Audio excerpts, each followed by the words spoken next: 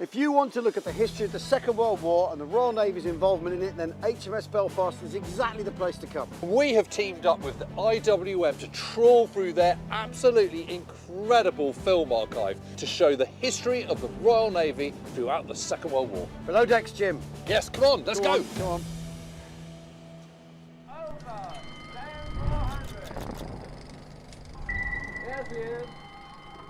Right, Jim. More Navy. More Navy. Yes. Here What have we got aboard today? HMS Belfast. Let's see. What do you think it is?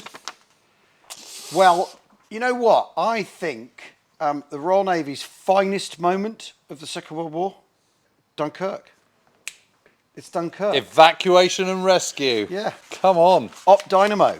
And obviously there are other rescues and evacuations to perform, but I think that the Battle of Britain is the moment that the RAF saves the world. Listen, I've said it before, I'll say it again. 1940, summer of, it's the daddy. Right, yeah, of course. Right, but let's have a look. Rescue and evacuation. Let's see what we've got. From the IWM's extraordinary archive. Here we go. Well, that looks like Dunkirk, doesn't it? It's great. Okay, one of the reasons you know it's Dunkirk is because it's 10 tenths cloud. Yeah. It's like just a overcast the whole most of the week until basically Saturday the 1st of 31st. It gets a bit sunny. Yeah. But up until then, 31st of May, up until then it's just overcast. Flat. Not a breath of wind. Yeah. So the sea is absolutely dead calm, which makes life a hell of a lot easier. Yeah. It has to be said. And the 10 tenths cloud means it's very hard for the Luftwaffe to attack them on the beaches because they can't see. Yeah. They've got to get through the cloud. Yeah. But that also means that those on the ground think, where the hell are the RAF? Well, they're above the cloud base, is the truth of it. They were there. But we're not going to go on about that because it's naval. Yeah, this is we're doing Navy today. Yeah, okay. This is the moment where because everything else the Navy's been planning up till now, the limits are defined, they know what they've got to do, they've got to blockade Germany, they've got to keep the sea lanes open, they've got to marshal global trade. Well, suddenly out of the blue, suddenly out of nowhere, the BEF finds itself needing to exit quickly, and of course, for sound reasons, the Germans can't defeat you if you're not there. And of course, they don't have any assault craft because it's 1940. Yeah, so, exactly. And what they do is in Norway, so they have to think of other ways to get them off. And the big problem is you can bring boats in, but you can't bring them very close to shore because they'll ground on the So you need these. Yeah. But ferrying troops, hundreds of thousands of them, from small ships to larger ships is not easy. No. But quite the flotilla comes over from destroyers like that to civilian craft, and look at these are the oil refineries burning. The oil refineries at Dunkirk port, they're hit by the Luftwaffe, and it's a massive own goal. Yeah. Because all it does is add to the 10 tenths cloud with a really, really thick, impenetrable cloud of oily smoke, which everyone can see for miles. Even the fellow in his sort of wee willy winky hat. Do you think he's French? I think he could possibly be. Or do you think he's Belgian? Maybe he's a tirailleur of some. Do you think he's Belgian? He could be Belgian. At this stage of the war, we're not very keen on the Belgians, are we? Because the King of Belgium has. If I was honest, if I was, I was just coming to this completely fresh and I didn't know what this was, I'd say he was Italian. You're going Italian? Well, I don't think he is Italian, but Okay. Okay. I mean, the Italians liked all that sort of dangly stuff, didn't they? They do like a bit of feathers dangling. Or he could be, the Spanish have those men who sort of dress like peacocks. The Norwegians had these fantastic kind of what do you call those beanies? Beanies. Yeah. Okay. So it had a really big beanie. Really? Okay, which you then fold over at the top. Oh. Well, who knows where he's from? History does not record. Anyway, he's watching on. What he's doing is he's thinking about liking and subscribing. That's what he's doing. Definitely. So we've got some more ships there. That's good. Yep. I mean, the Luftwaffe were there to try and disrupt things. They do badly, really. But you get a very clear sense, don't you, of the kind of mayhem here. So this is getting from one. So you stack up these ships alongside the mole, and you would go from one to the other. There's Harry Potter getting off. Lightning bolt. It is interesting though, because these men have their rifles and most of their kit. So what's gone on here is whoever's the sergeant major or the staff sergeant or whoever. God, that's fit. So, look at that. So as I'm saying, the staff sergeant and the sergeant major, they said to the lads, "You're not throwing your kit away and running off. We're coming off in good order." We're coming off with our rifles in fighting order. One of the really interesting things about Dunkirk is actually generally that all that discipline holds up. You wouldn't be able to pull this off from the Army's perspective if that discipline didn't. So all that square bashing was worth it after all. Worth it after all. But this is incredible footage, isn't it? So I think this is coming into the south coast of England, isn't it? The weather has improved. Look at all the barrage balloons, the sun glinting on the barrage balloons, and these are French ships that have come across. Yeah. So it wasn't, of course, the BEF at Dunkirk wasn't the only evacuation. Yeah. There was a whole load from the Cherbourg Peninsula. And France is still in the war at this point. Mm-hmm. It's the interesting thing. This is June, mid sort of like 10th, 12th. They haven't thrown in the towel. And the French are about to face this horrible battle of Case Red, which is the next phase of the German assault on France. Well, here we are back at Dunkirk. So this is the mole. This is the East Mole. Well, it extends out, best part of 2/3 of a mile or whatever. What is a mole? Why is it called a mole? Well, it's like a breakwater. Yeah, but why is it called a mole? I don't know. People expect you to know this stuff, Jim. I don't know it. Okay. Just ask me how many landing craft there are. How many men are evacuated at Dunkirk, James? 338,228 or something. And there's a couple of hundred of them. Crammed on there. No one knows why it's called a mole. Nobody. And again, 9,667 evacuated on day one. Right, there we go. How does he do it? No one knows. No one knows how he does it. No one knows how he does it. Again, all the oil refinery burning. Yeah. Again, this is so good, this footage. Really gives you such a clear picture. This is obviously late in the evacuation because you can see the sun is out.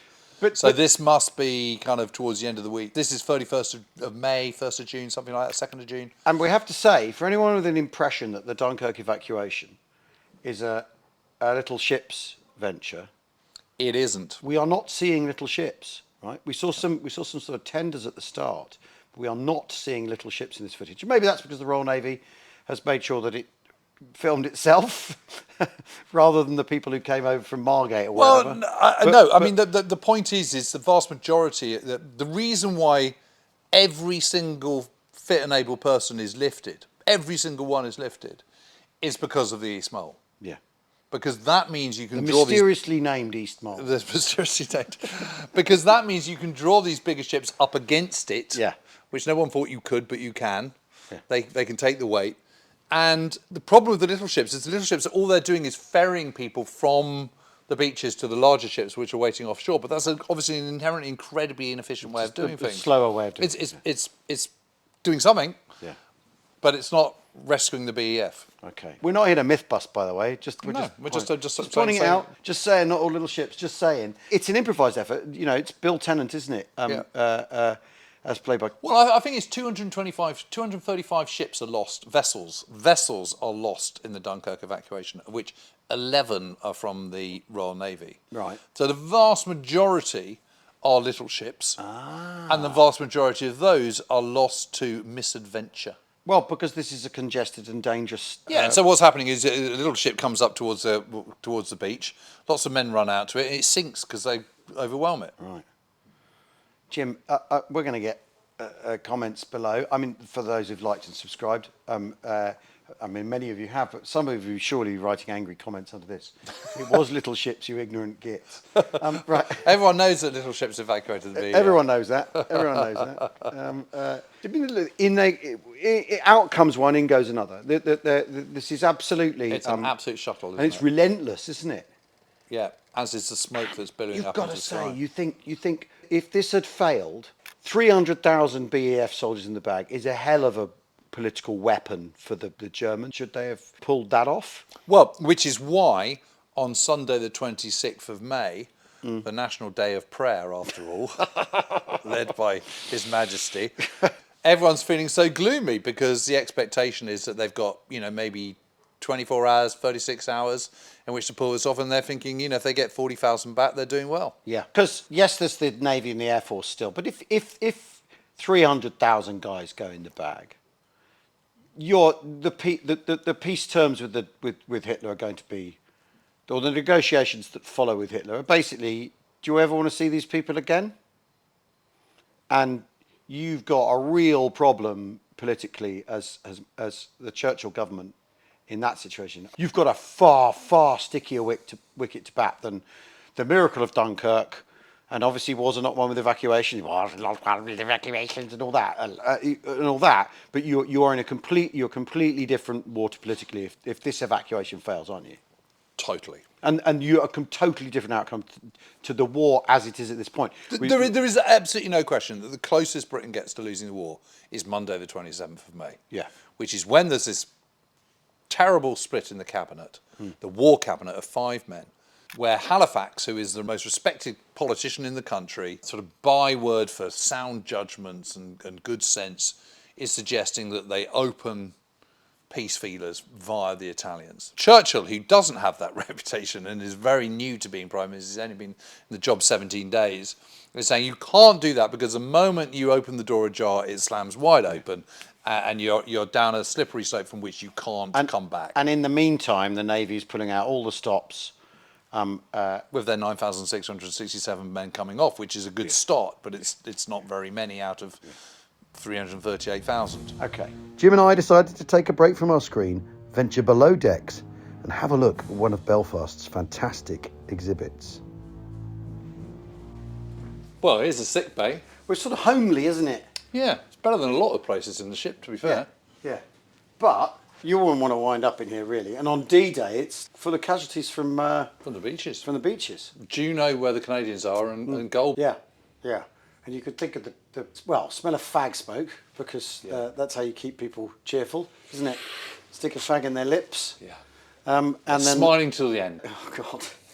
And then the smell of burned flesh and whatever you've got going on in here. Grim place. Gentian violet. Yeah, a grim place this, I think, isn't it? Yeah. Actually. Yeah, it is really. Shiny lino floor. Yeah, and it's there in the ship's log. That's what's so amazing, is the ship's log for D-Day. And they log when the casualties die as well, and when the lads who are brought aboard who die. It's But hugely improved medical services by 1944, has to be said.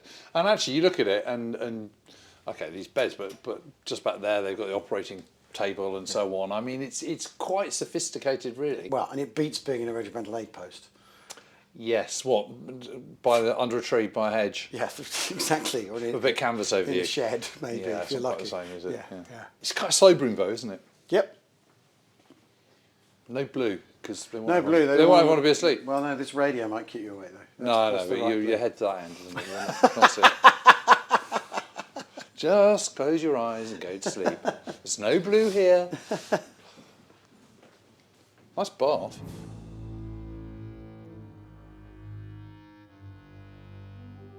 Trying to go undetected, travelling incognito, trying to be invisible. You're talking about the Scharnhorst in December 1943? No, I'm talking about, when you're using the internet, you don't want people to know where you are. Oh, yeah, well, I go to loads of hotels, dodgy internet. Yeah, me too.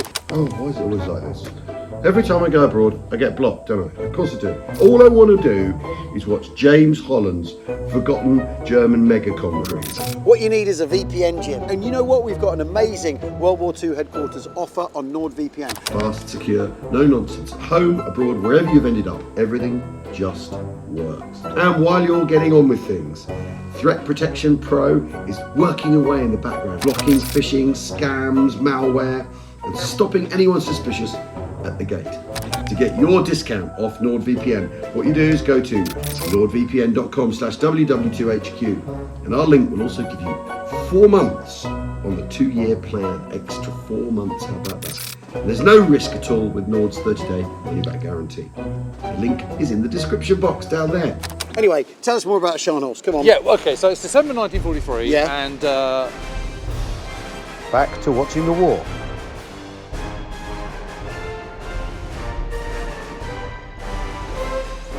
RAF Lifesavers. So here we are. This is more maritime fun, and except they're scrambled and they're running to their Spitfires. There you go, sir. Good luck. Oh, chucked away. Don't want to go under there particularly. No. Got a bit close then, didn't they? Yeah. Off they go. Off we go. Grass airstrip. Yep. Help! I'm here.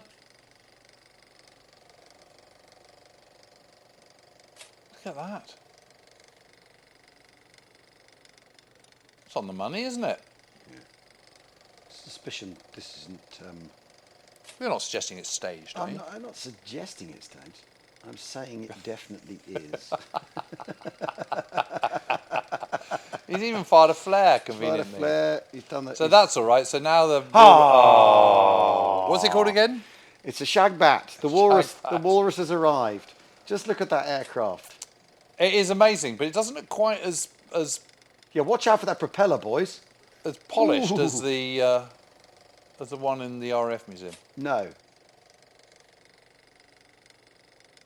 Oh, now we're talking. They say thousands of aircrew. Look at that. That's proper. Now we have done We've been another on one of film. these. We've Done done that. well. We've done another film with the Arctic Convoy, and it led us to argue about which role in the Royal Navy we would prefer. I'd like that. You want that job? I think Air Sea Rescue looks fun. Yeah. And also, everyone's pleased to see you, right? Air Sea Rescue, everyone's pleased. You get to Murmansk, and the Soviets are like, oh, they are here again. They brought their stuff. But here we go. These Yanks in this dinghy. Boy, are we glad to see you limeys. Hey, what took you so long? Come on. We thought you'd never get here. We've been in the sea for like 40 minutes. Come on. Now, Right, calm down, Yankee. And now this, however, here's another Oh, no. I'm actually starting to feel a bit depressed. Wars are not won by evacuation. They're certainly not. This is Crete, isn't We'll it? have to do Crete. another one anyway. Crete's a dark moment. Yeah. You just imagine those sailors. What are they saying to the soldiers coming off? Yeah. Not again, mate. Yeah, next time you need rescuing, give us a couple of weeks' notice, will you?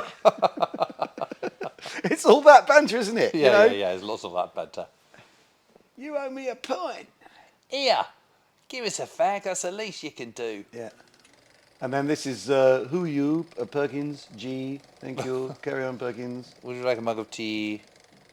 Yes. There's corned beef if you'd like it. It's a destroyer. Yeah. It's good, that can. I mean, when you look at That's it like Alex, that, you isn't think this is Alexandria, isn't it? And when you look at it like that, you think, well, we've still got quite a lot of vessels left. I mean, Obviously, the Royal Navy doesn't want to be evacuating anybody, no. but it's quite good at it. Yeah, well, the aforementioned ABC, Admiral Cunningham, he got very depressed by all these evacuations. And the amount of ships he was losing As a result, just to rescue yet another harebrained performance by... You know what? We will do at some point a film about Crete, Yes. and it will basically involve We us. can go to Crete. We could go to Crete, no, but we'll get the footage from the Imperial War Museum, from their incredible archive, tens Yes. of thousands of hours. We'll get their footage of Crete, Hundreds of thousands now. and we'll sit here in stunned gloom. That's Just what going, we'll do. We'll be like this. Oh no, not again! No! Why did they leave? Why did they abandon the airfield? Don't abandon the airfield. He's trying to come in by Why air. did Freiburg just... Oh. Well, Come on, no, we're going to be all right. Yeah, we're going to be fine. If you've enjoyed us watching the war, James Holland and I, then like and subscribe, please. Go to worldwar2headquarters.com and become part of this entire Fraternity. fraternity and venture. And of course, what you could also do is visit HMS Belfast. Go to iwm.org.uk and buy a ticket, or get off the tube at London Bridge and pop over and have a look at her. She's a majestic landmark on London's riverside. We'll see you very soon. Thanks for watching. Cheerio. Cheerio.